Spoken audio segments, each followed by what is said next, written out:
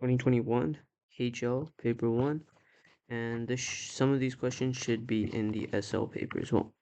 So we have ball of mass 50 grams. Moving with what's the fractional uncertainty of momentum? Momentum is mv. So our fractional uncertainty should be delta m of m plus delta v over v, and that is 1 over 50. 1 over 50 plus 1 over 25 and multiply by 2. That gives us 3 over 50, and that is 6 over 100, 0.06. So our answer is C. The graph shows the variation with time t of the velocity of an object. What is the variation with time t of the acceleration of the object? So what we see is our acceleration is positive, right? It's initially positive, right? Because our velocity is positive, then it decreases and becomes negative, but it's positive and decreasing, right? The tangent to this graph is decreasing, and then the tangent to the graph is decreasing even more, but increasing in the negative direction. So what we have is a positive graph, so it can't be this, positive in this portion, and then the acceleration hits 0 at this point. So we have this one does not have it, so our answer is A.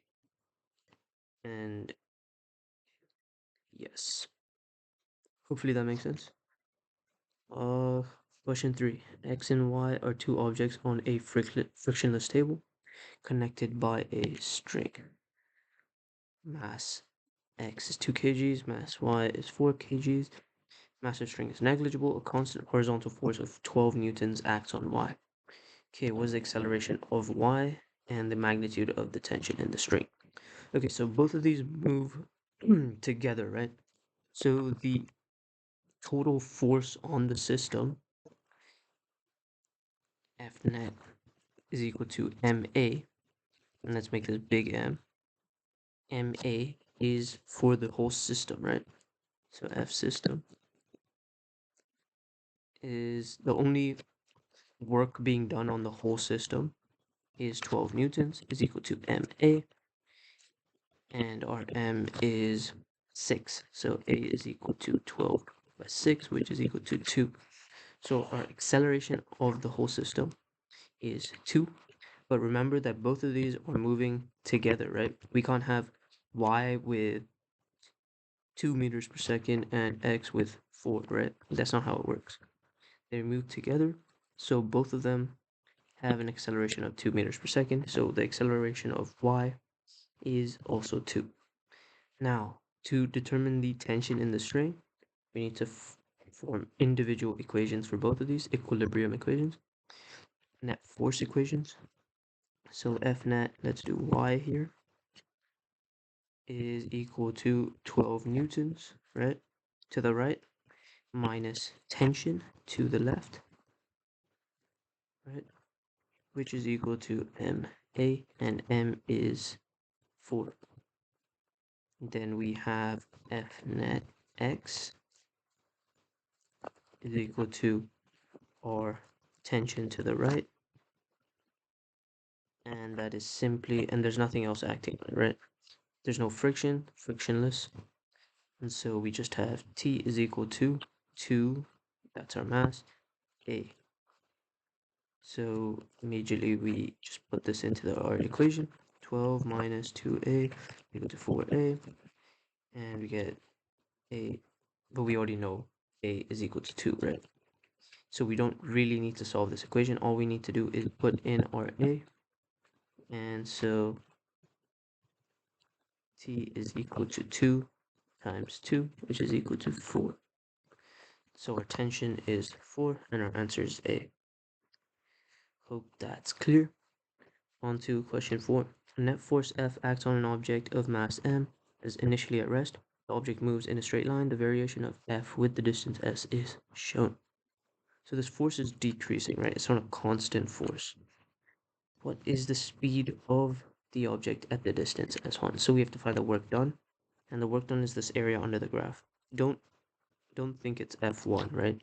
That would be if it was like this. Now we need to find the average force because it's a changing force. So our work done is equal to this area under the graph, which is half F1 S1, right? Base it to height, which is equal to half mv squared. Half mv squared, right? Everything is converted into velocity, kinetic energy. And so what we have is RV is equal to F1 S1 over m square root. And so our answer is B. Let's move on to question 5. A cyclist rides up a hill of vertical height 100 meters in 500 seconds at constant speed. The combined mass of the cyclist and the bicycle is 80 kgs. Power developed by the cyclist is 200 watts. What is the efficiency of the energy transfer in the system? So we have to find the power that he actually gains. So power is what? Energy transferred divided by time, right? Joules per second. And so what is that energy? He's traveling vertically up, and so we have 100 meters m. Let me just write this out. mgh over t, which is 100. Sorry, m is 80 times 100 g, and we have 500 seconds. That out, and what we get is 16 g. So that's 160 around. You don't have to be exact for paper 1 questions. And so our efficiency, let's say E, is equal to, actually, I think I use this. Efficiency is equal to 160 over 200 times 100, and that gives us 80%, which is D. On to question 6. Block rests on a frictionless horizontal surface. An air rifle pellet is fired horizontally into the block and remains embedded in the block. What happens to the total kinetic energy and total momentum of the block and pellet system as a result of the collision? And so when we have something stick together, right, when there's two parts of a system, let's say we have two balls and this one's stationary, and what happens after is they stick together and then move.